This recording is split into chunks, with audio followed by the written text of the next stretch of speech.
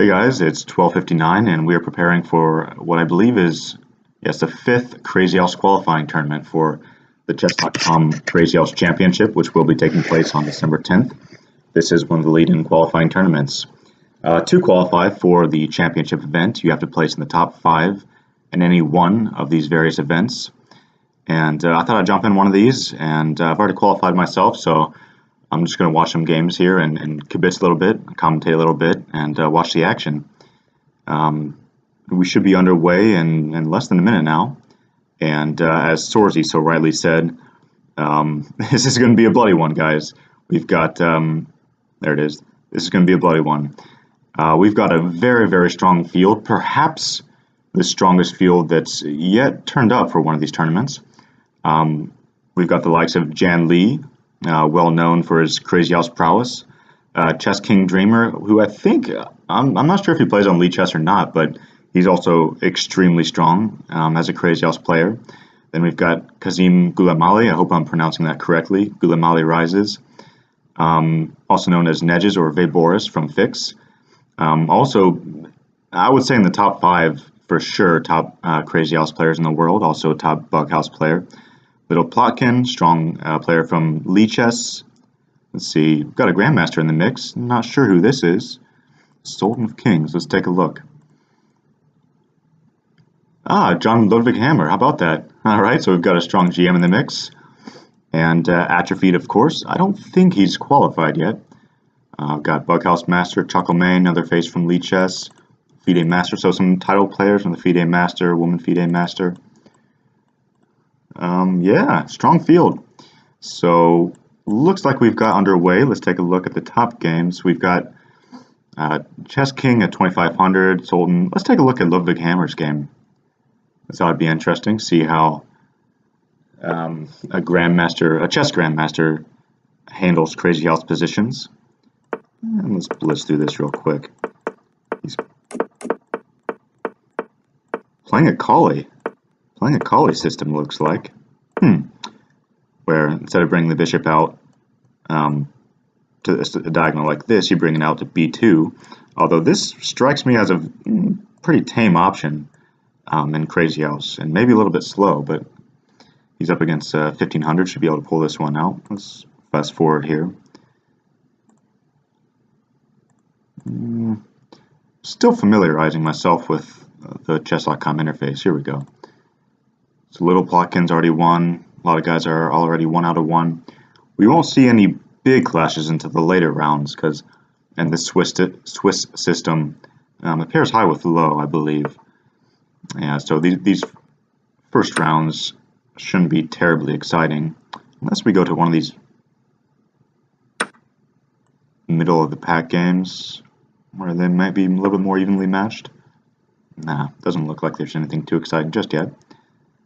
Let's check in on Jan Lee, actually.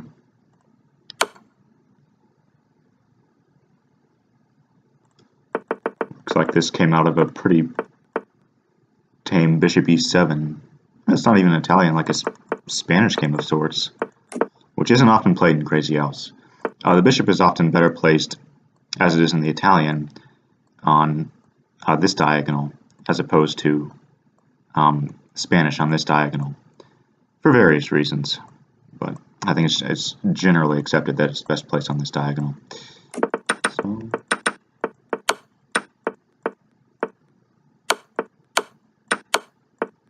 this should be all she wrote.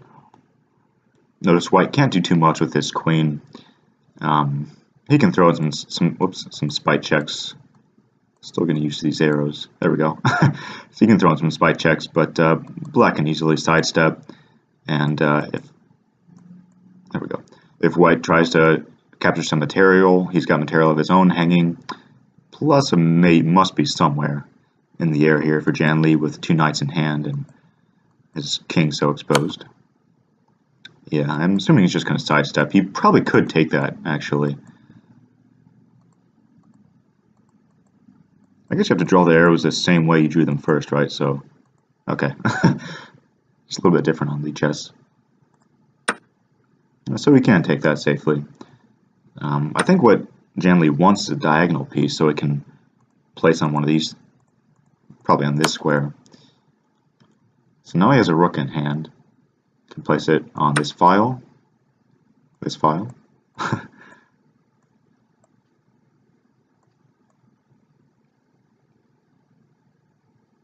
Maybe rook here is an idea. You just don't want to let the king escape to safety. You don't want to check it to safety because white is threatening a mate in 1, which of course is not going to be blundered. So this is a safe move. Puts a king in check and defends some squares around the king. You can probably even get away with, no, you can't get away with taking that, but if this bishop were out and active, you could probably get away with taking this bishop. You have time, but that's if mate doesn't come first. Alright, so Ludwig Hammer did make it through here. Who else? So game's still going. Jan Lee. Nobody else too notable. Alright. So we should be moving on to the next round here. And I believe that everybody with 1 out of 1 will face each other, and everybody with 0 out of 1 will face each other. So should have some more interesting matchups this round. It's best of 7. Well, not best of 7, but it's 7 rounds.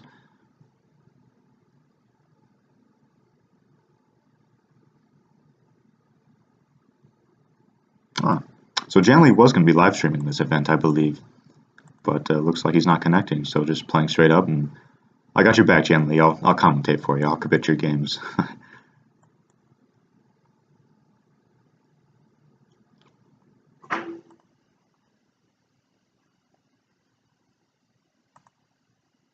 Still waiting on this match to wrap up. It looks like, with time dwindling down, it's going to be a time scramble. Looks like black should have a mate. Well, he did have a mate. Probably still does. I was going to suggest queen at d1 earlier. At this point, he just needs to pre-move everything pretty much, because you're running down to 3 seconds. You're not going to. It's going to be hard to find a mate. Throw some checks on. Get this queen on. He's going to lose on time, isn't he?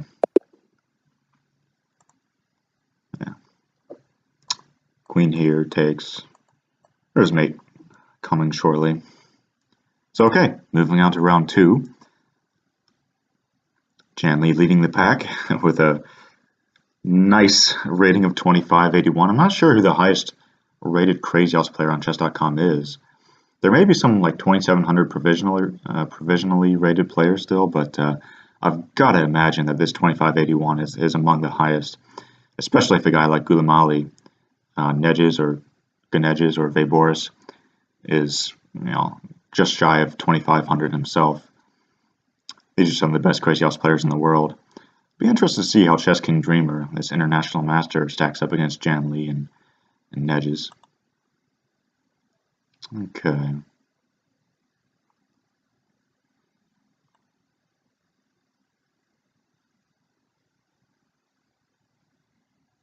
A strong FIDE master in the mix, mid-2400s. But let's check in on Gulamali here.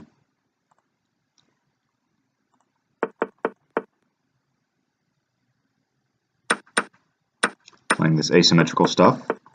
It's an aggressive opening from black. Just trying to imbalance things immediately. Opening up the D file. Your queen gets kicked around a little bit, but that's the price you pay for a somewhat accelerated development, some open lines anyway.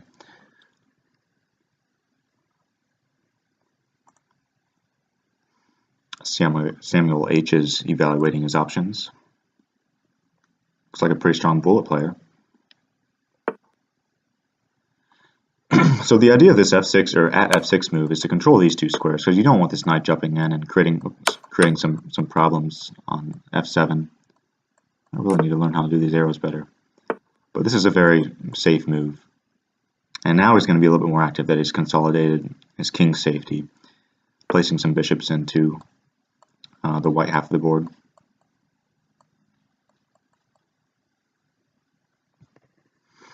So what does black want to do here? It could consider pushing this h pawn up the board, developing this bishop maybe.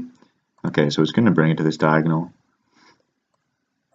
Seems like a decent plan, because white can't easily block that. If he tries placing a pawn at e5, that can just be taken multiple times. and a queen trade will ensue.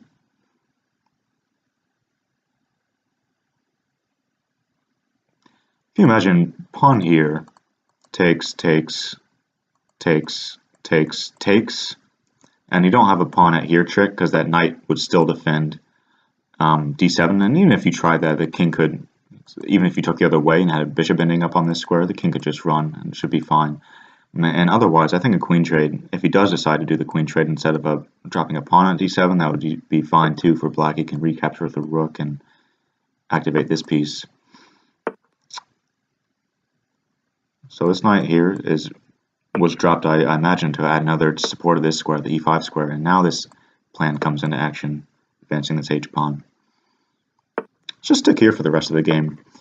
We've got a minute left for Kazim, and it looks like Samuel's doubling them up on the clock. He's got 2 minutes left, but black has a pretty solid position. Maybe a bishop at g4? That's an idea. This is somewhat mysterious. Guess he wants to place pressure on d3, perhaps? Or maybe he just wants to trade for a knight. Maybe he wants a knight in hand. Yeah, looks like it.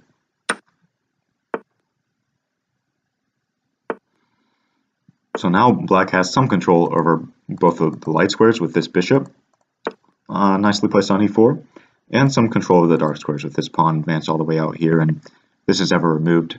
This bishop can get activated too, so he's got chances. He wants to trade more stuff, it looks like. Open up another front with c5.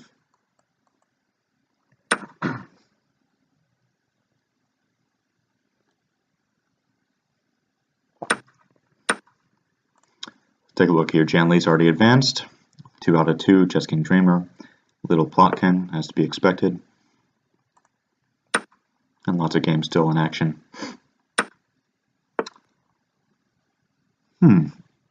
At e2, I imagine that's to make use of the f4 square with the knight drop, perhaps.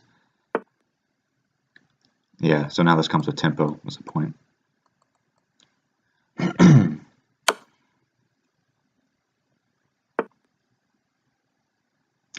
Black's king safety is looking a little bit dicey now, actually. I imagine Kazim will want to proceed with possibly a knight sack on g2, just open up the king. He's going to place a bishop back on this diagonal first, so he's going to prepare it, which is wise. But white has some counterpunching chances here. Black would like to play takes, king takes, and a pawn drop here, or something like that. But I'm not sure if he has time. If white correctly pursues his... Ooh, I don't like a defensive move here. Yeah, because now you're giving black the initiative. And you really wanted to keep black on his back heels and not allow him these options with only 15 seconds, ticking down on the clock. But all hope is not yet lost. It's not like black has a dominating attack or anything. White still has chances for sure on the clock, if nothing else. Now, queen sack here wouldn't be terrible. Ooh, I don't like that because you can expose the king. I was going to say a queen, so Gulamali finds a checkmate, as the best players tend to do, even under extreme duress. But yeah, if we go back a few moves here, I was going to say because even having only under 15 seconds on the clock, taking here is ill-advised because of the sack on g2 exposing the king, which was illustrated nicely in game. But just taking here, eliminating this piece, and now if he does sack the knight on g2, it does not come with check. And then after he recaptures on e4, then you can start placing checks. You can place a knight here, pawn on. You can do some stuff to discomfiture black's king and really make him think and burn his remaining time. I think that was probably the best way to proceed. But okay, Kazim does advance. So what's the deal with Jan? Oh, he's down here in number 8. That's a little bit strange. Still has 2 out of 2 with everybody else, but that must be just because of some sort of tie-break system. I'm not sure how the tie-break system actually works. Okay, so is this round 3? Yeah, round 3. Okay, so this has just started, round 3. This should be a good matchup. Ooh, I like this system. This is this is my what I like to call the Krosky Gambit, which is a little bit presumptuous of me, but anyway, I like this knight f6 idea. Just gambiting full piece, so a piece for a pawn, in exchange for a recompense of, again, this nicely placed pawn on f6, controlling these two squares. Oops. And some open lines and an active rook and things of that nature, which I do believe give you some fair compensation for the exchanged piece. And Sultan of Kings, we established that that's John Ludwig Hammer, Norwegian Grandmaster. Was he a second for Carlsen in the championship? Maybe he was. I'm not sure. Maybe not.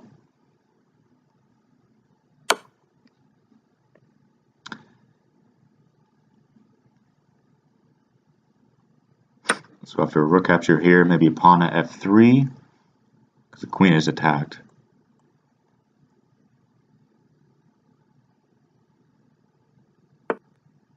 He's going to be more ambitious, though. He's going to let the queen hang in exchange for this rook. E2 is covered by the knight, so after captures here and a captures here, mate won't be hanging, but I'm not sure how sound this sacrifice is. I might have liked to just shore up my kingside safety with and not hang the queen in addition, of course, by blocking this diagonal with a pawn at f3 move or something of that nature before pressing my attack on the dark squares. But John Ludwig Hammer has assessed that it's better to retain the initiative. So, okay, so this is a bit of a concession from Caminator 2000, who I'm not familiar with. Just backing the rook off and not engaging in those complications.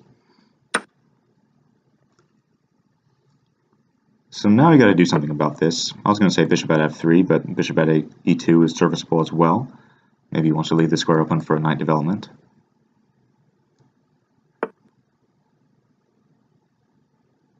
What black would really like to do is get rid of this pawn somehow, because that's a thorn in his side. So he's now faced with the decision whether to capture here twice or just move the king. He elects to move the king. Capturing there was okay too, I think, because white doesn't have any pieces in his pocket and no easy way to force trades to come off the board. So that would have been okay to expose the king briefly. But of course it sits nicely here on e8 as well, with no pieces in hand for white. And now black has a chance to start his own counterattack.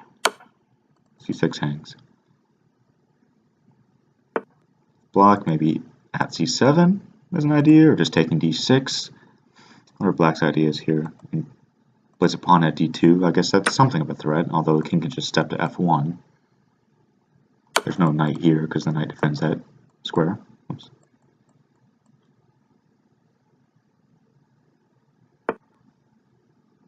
Yeah, this is strong.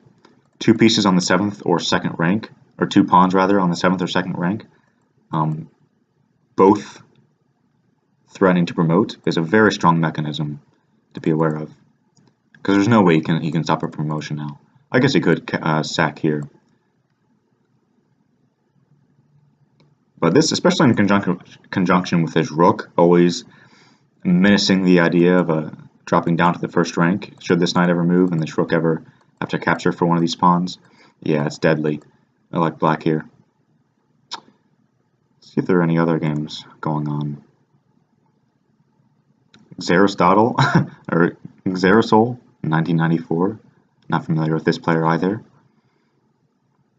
Strong bulletin player, Crazyhouse player, looks like. Take a look at this atrophied game, Chess King Dreamer. And just as we join the action, it looks like white has a pretty menacing attack of his own. I'm not sure how black defends against this. Actually, I don't think he can. He can throw in some spite checks.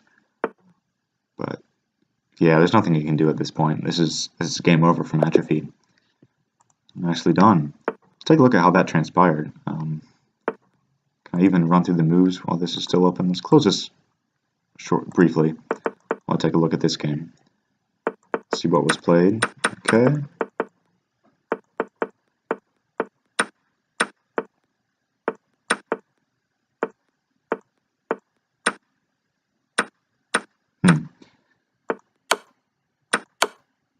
Yeah, white's a little bit too active here. White brings all his knights into the fray with tempo. king's exposed, and that's game over. Nicely controlled and nice aggression from Atrophy. Alright, let's go back to this Grandmaster versus FIDE Master game. This contest here. It's coming down to a time scramble. Yeah, this is game over for black. Yeah, queen b2. Checkmate. Okay, and that was oh, this is the last game still going on. And that's over as well. Kazim pulls it out. So the next round should shortly be starting. Round 4. Let's see what sort of pairings we get this time. Oh, this should be a great game. Atrophied and Kazim, and who else? Let's go back to this page. Let's pull up.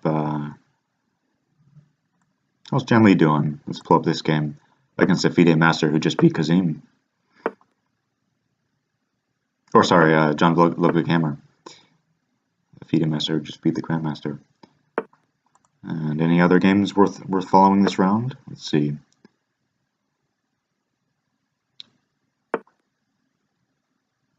No, I'll stick with this for now.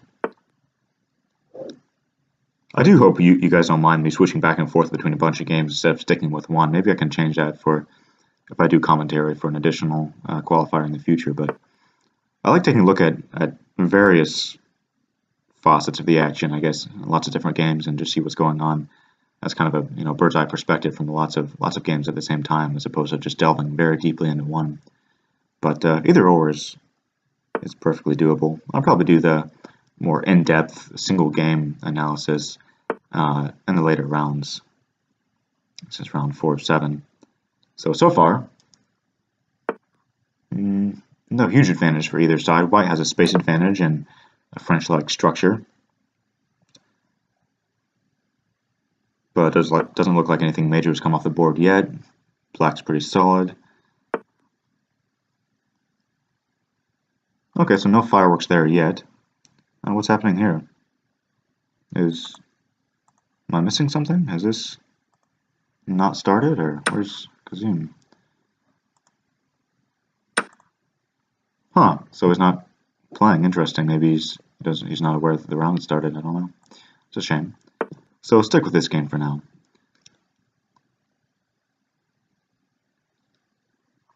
White can't capture there because black would win a piece, taking on e3 of check. Nice little intermezzo. But yeah, Jan Lee doing what Jan Lee does best. Very, very slowly accumulating a spatial advantage and organizing his pieces in a very harmonious manner. Making sure his king is safe. Controlling all the important squares on his king side. And advancing into black's territory on his own terms.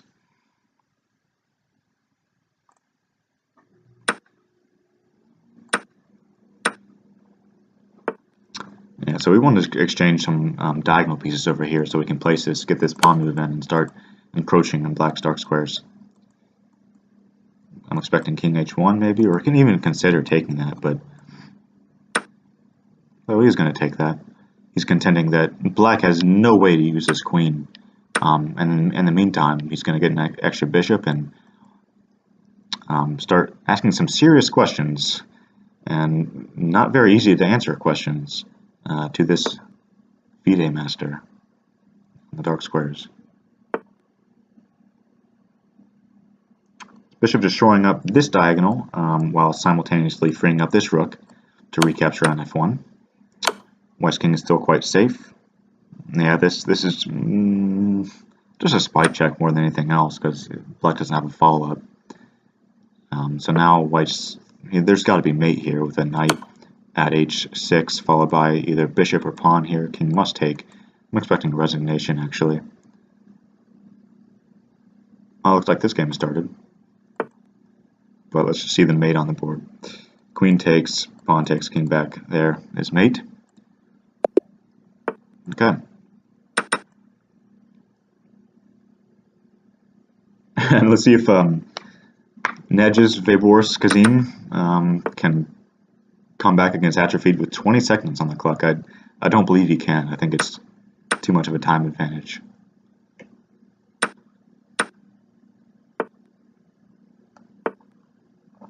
But who knows? I've seen crazier things, and I've been at the receiving end of crazier things from players like Nedges. It's amazing what they can do with little time on their clock.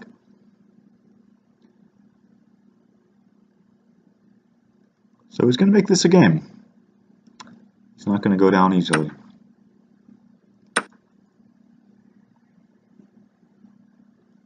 If a capture here, I'm expecting a bishop drop.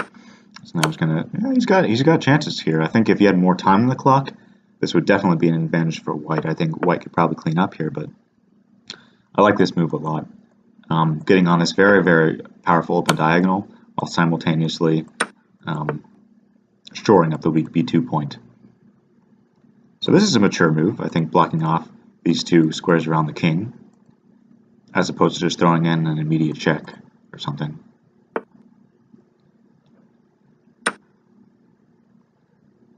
Sorcy is saying that's probably a slip, which is also possible as well. Bishop there was not a bad move at all, just forcing the queen to come off. But I still like white's position. It's just a question of whether or not he can convert in 6 seconds, which Atrophied is well known for his rapid play. He's a very strong rapid player and can blitz out moves very, very quickly. So I think he'll win this. He'll probably flag Kazim here. So knight here is threatened. Yeah, just spy checks to get him on the clock. The knight here is threatened. He's going to capture. He's going to play as many pre-move checks as possible. Yep, he's going to get him on the clock. It's pretty amazing that Kazim was able to come back, starting with what, like 30 seconds on the clock or something. Pretty amazing the game he was able to produce nonetheless. It's just a shame that he wasn't able to. That wasn't really able to be a entirely fair contest. Would have liked to see a better game, but anyway. So moving on to the next round, it looks like, unless nope, all the games are wrapped up.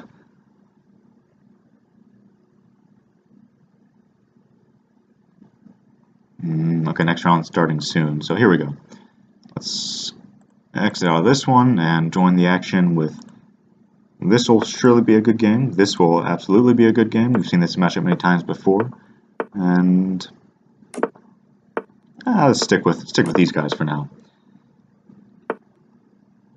Okay, so we're getting into a pretty highly theoretical symmetrical Italian line here, with the exchange on f6, knight coming to d5, queen comes back to d8, and now white's plans are to advance these pawns, maybe a4 or maybe just b5 directly. This knight either drops back or the king will sidestep. I was going to take there. I don't see that move often, because you're allowing this rook to come into the action, which isn't really necessary. So now we're going to see either king h8 or knight e7. He elects for knight e7. This position has surely been seen many times before, with or without this capture on a5 inserted.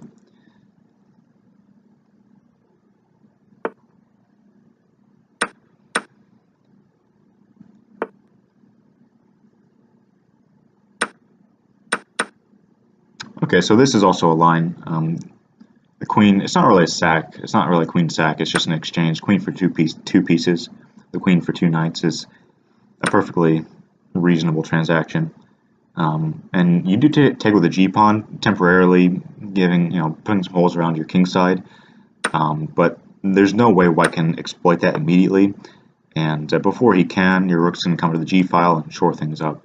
He's going to want to defend, maybe, that's tough, maybe bishop here defending both of these points, or maybe he's going to start an attack of his own, although I don't quite see how yet, because a knight drop here, he can either just sidestep or even capture, because the queen is on this nice diagonal. So how is black going to address this double attack here? Yeah, this bishop, it's not a move you like to make, because you're on your back foot. This is kind of an admission you're on your back foot. And after a capture the rook, this back rank is going to be extremely weak, and Atrophied is exploiting that fact immediately. So now I think is the time that black wants to look for some way to counterpunch. Generally decides to fill this hole, and then before pressing any sort of counterattack. this is defended by this bishop. If he takes the bishop on c5, the rook hangs. So that's a good defensive move. And you'll notice white has only one queen in the bank now, while black he's been defending the entire game, and he's kind of been on his back foot. But this is the way Jan Lee likes to play, is he'll just absorb all the attacks and all the material until he senses the time is right for a counterpunch. And I imagine that time will come fairly soon. He has to decide now whether he wants to find a killing blow, which there might be one actually, with a knight here takes and a rook drop. It's possible, with a knight drop to follow. That's forcing. Or, on the other hand, if he wants to continue defending. But I kind of feel like now is the time to strike. Let's see if he does or not. So knight f4 immediately. Interesting. So now you're preparing of this knight at h3. Maybe my immediate knight at h3 was a little bit too rambunctious. But this is a nice mature move to prepare, because if he had taken and queened, there was surely mate to come with a knight at h3.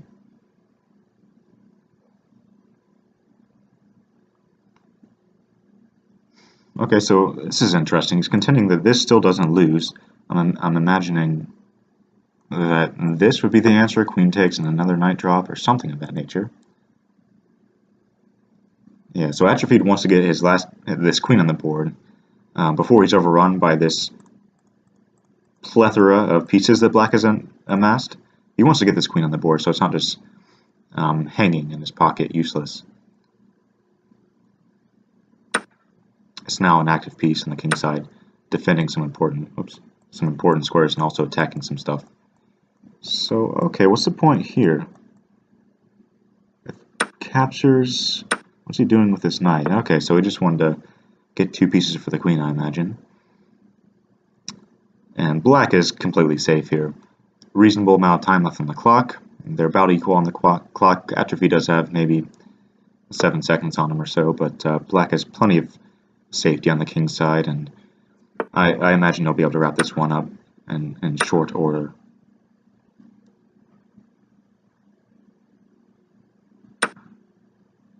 Let's hop over here very quickly. Little Plotkin one.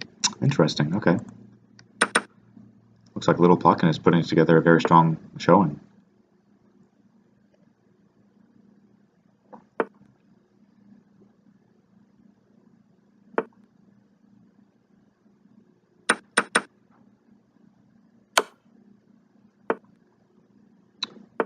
Looks like he's making some inroads in the dark squares here.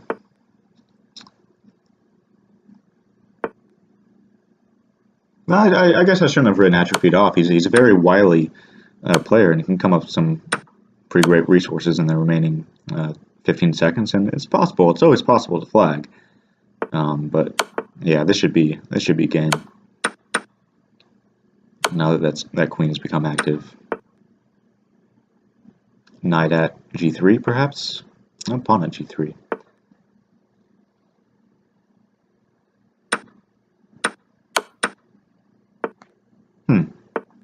He's let this one slip a little bit. Although, is there mate? Yeah, there's mate. Found mate with 1.7 seconds on the clock. I think there was a quicker mate there, right? Somewhere. But hard to blame him for just playing practical moves with not much time left on the clock. I was thinking knight here. Takes, king up.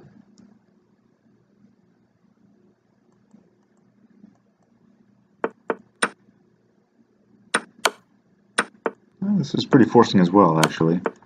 And yeah, that's mate. Too many pieces around the white king side. Alright, so let's rejoin the action. We got Jan Lee and Little Plotkin both at 5 out of 5. Yeah, they're the only two players with an undefeated record so far out of 5 games. And then we've got, let's see, we've got John Ludwig Hammer with 4 out of 5, Atrophied 4 out of 5, Buckhouse Master 4 out of 5. Down here, Kazim, I wonder who else he lost to. 3 out of 5. Oh, he lost to that FIDE Master and then that game against Atrophied where he didn't have much time on the clock, that's right. And then Chucklemane, elite chess player, 3 out of 5. Alright, so let's jump into the action here. Little Plotkin and Jan Lee looks like far and away the best match to follow this round.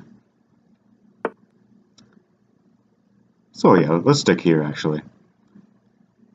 Just follow this game.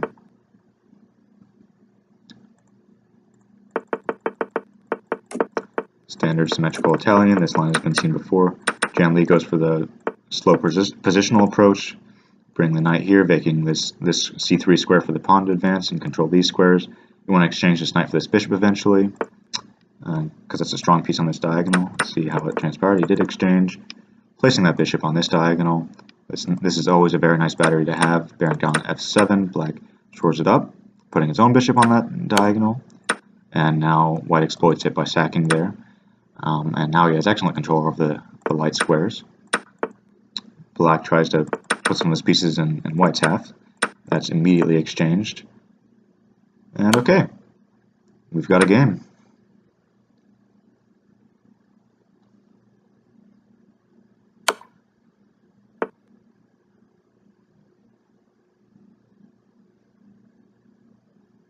Trying to calculate if it's reasonable to consider taking here. Maybe not, because that weakens your own dark squares.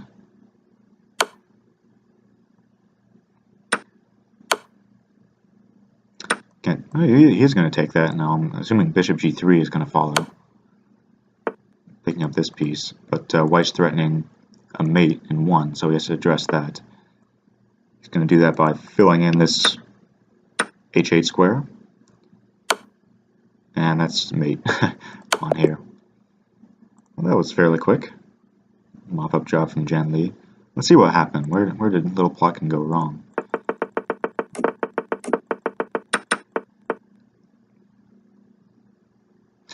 I'm not really sure I like plugging this diagonal with the knight drop. It seems a little bit passive. And okay, here I think knight at f4 was a little bit too ambitious. I think you probably need to start addressing these weak light squares as soon as possible, but still playable. I was threatening this mate. Could have played rook there immediately, king takes and knight, but then after the king moves you take here and black can proceed. I like knight here better, threatening the queen and mate.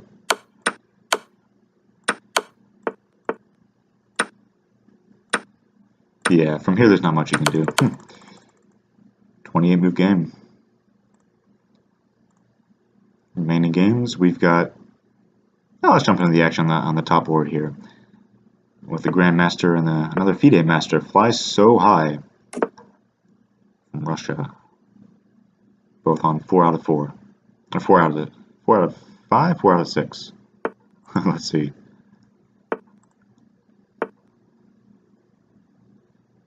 Yeah, they're both on 4 out of 6. Let's run through these moves very quickly.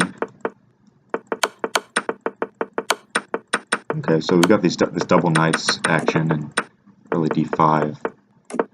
White has a great space advantage.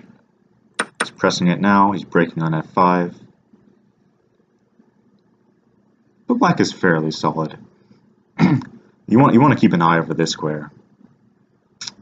Not entirely sure about this move, but I guess he wanted to pose a question to this f5 bishop and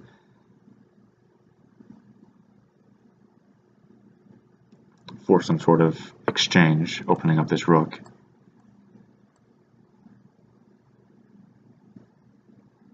Although here I would probably take white. I like the space. I like his attacking chances with this bishop and maybe another bishop coming on these diagonals. It's got a queen in hand and 2 pieces to black's 2 pieces. Black's been doing some stuff on the queen side, but what are these pieces doing? They're out of the action.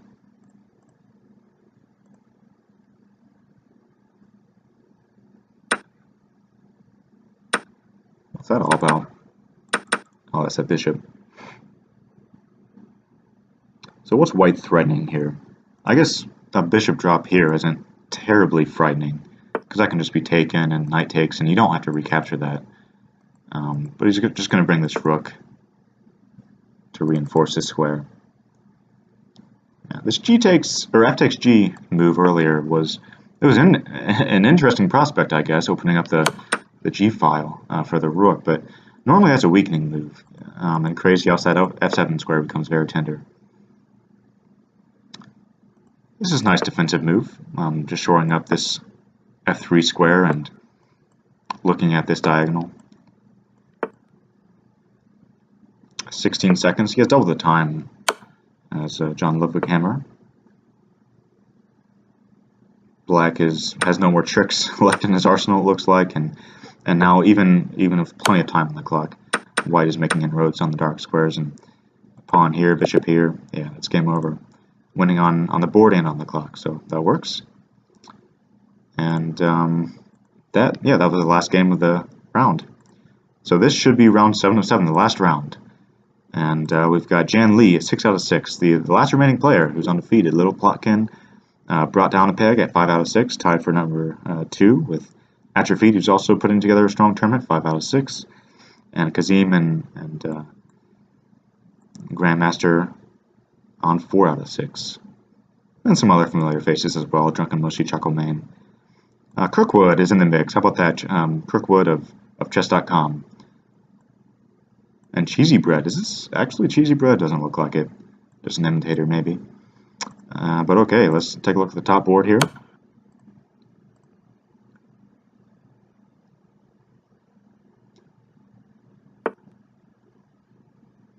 So a draw or a win here for Jan Lee will secure him the top position. Well, this is interesting. We've got Kazim against a 1600 here, 1680, and this should be a hot contest as well. Atrophy and Little Plotkin.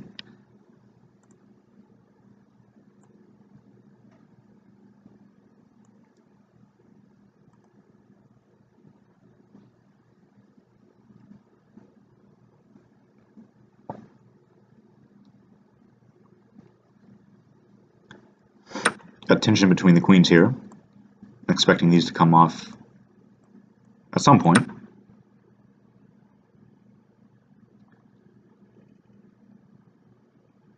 If I had to guess, I would guess that White will initiate the queen trade here whenever it's most advantageous to him. I think a queen trade will be to White's advantage, because there are no pawn at d2 tricks. His bishop covers it until it's taken. And if White ever takes here, then that g7 square is going to be very telling for a knight drop or a pawn drop or something on that square later. So Black, I think, wisely decides to block up this tension. He's saying, I can deal with this weakness so long as the queens don't come off.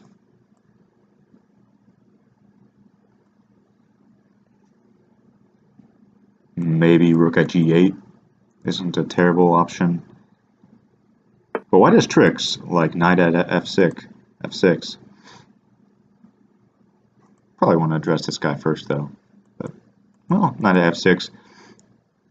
Yeah, the point is, if you take with the knight, then you take the queen, and the king has to recapture because the knight is pinned. Probably best just to address this first. And sooner or later, a piece will appear on f6.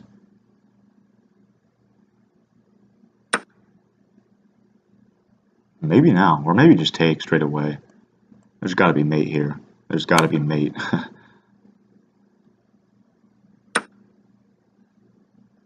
Yeah, queen trade, maybe a queen at f6, maybe bishop at f6. Yeah, that'll do it. Queen at d7 will mate. Gotta address this square first. Now queen there. Alright. So that's going to shore up the tournament. Victory for Jan Lee, number 1. That's 7 out of 7. Well done, Jan Lee. And let's check in on Little Plotkin and Atrophy, both on 5 out of 5 and vying for probably vying for the top 5 places, right? Yeah, absolutely.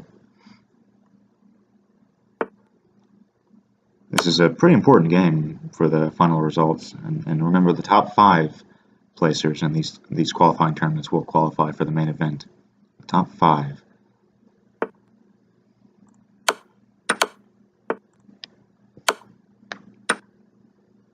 I like Black's attack here. Yeah, that should be winning for Black. Black's king is much safer.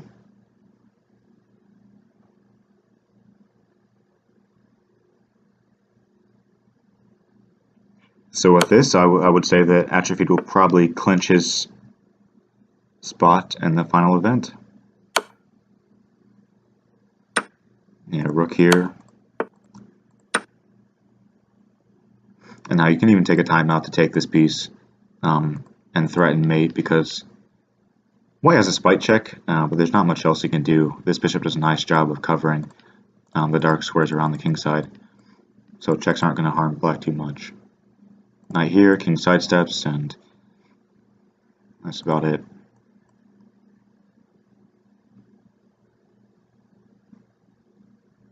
Maybe white's considering a queen drop here, pawn takes.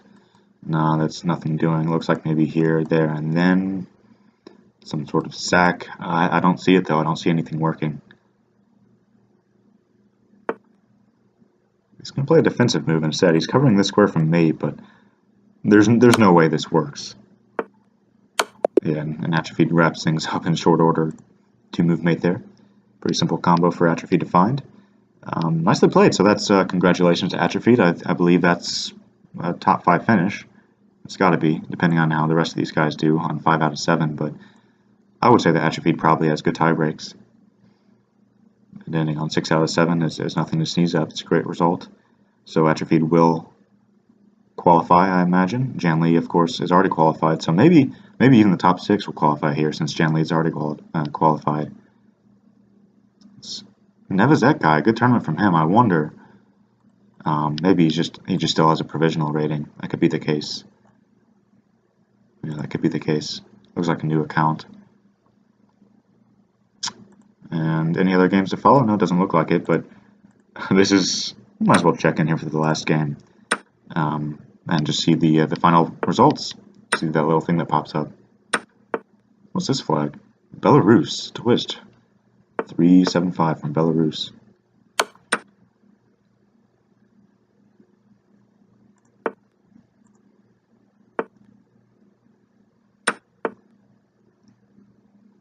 So yeah, another really strong tournament. We've got a few FIDE Masters and Grandmasters even, and International Master in the mix. So let's wait for that little thing to pop up, concluding the tournament. Good games, everybody. That was fun to follow. So Jan Lee, Nevezet, and Atrophied, the first 3 finishers. Congrats to these guys. And number 4, Chucklemane, another Lichess familiar face. Congrats to Chucklemane. And Little Plotkin, another strong player. Tied for number 5 are John Ludwig Hammer, another FIDE Master, Fly So High, Drunken Mushi, Buckhouse Master down here. A bunch of guys tied at 5 out of 7, and then the rest of the field. Lots of players, 40 players. That, like I said, that's probably one of the strongest events yet. Whatever happened to the International Master, Chess King Dreamer, or whatever it was? He was playing, right? Here he is. Oh, he must have withdrawn. Yeah, he only played 5 rounds. So, okay, these tournaments, these qualifying tournaments, there will be 2 a day from November 30th until December 9th. And I believe 2 a day at 10 a.m. and 5 p.m. respectively, Pacific time. That's U.S. Pacific Standard Time. And top 5 finishers from each of these events will make it into the final championship event, the 2000 Chess.com Crazyhouse Championship, first ever, I believe, on December 10th. So that should be a great spectacle to watch. I'm very much looking forward to that. Probably playing that one. I've already qualified. I played in the second tournament here and I qualified. So I'm looking forward to that. And I imagine there's going to be a very, very strong field with, I believe, a number of Grandmasters have already qualified. At least one Grandmaster has qualified, and more to come to be sure. I do hope to see some new faces, some kind of rising stars in the Crazyhouse scene who we've not yet seen, make a big break on Lichess, but who have been maybe lurking in the shadows on ICC or Fix or Chess.com, and finally come into the limelight in this Crazyhouse Championship. So I'm looking forward to that, and I'm looking forward to following all the old familiar faces as well, the old hats who are traditionally the strongest Crazyhouse players in the world, such as Jan Lee, Kazim, Nedges, and some of these guys from Fix and Lichess. So yeah, anyway, looking forward to that. Hope you guys enjoy this commentary, this kibitzing. I enjoyed following some of these games, and I'll catch you later.